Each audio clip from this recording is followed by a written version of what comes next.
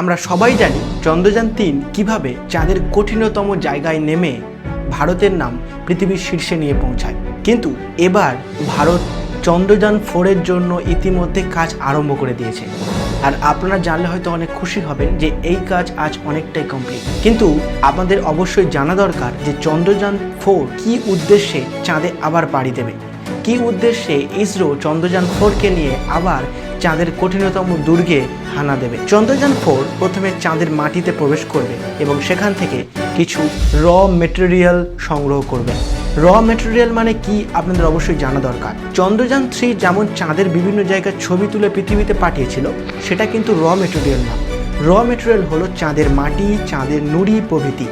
আর এই সমস্ত জিনিস নিয়ে চন্দ্রযান-4 আবার পৃথিবীতে ফিরে আসবে, চাঁদের উপরে গিয়ে বসবে, চাঁদের র মেটেরিয়াল সংগ্রহ করবে আর চাঁদ থেকে উড়ে এসে আবার পৃথিবীর মাটিতে এসে নামবে।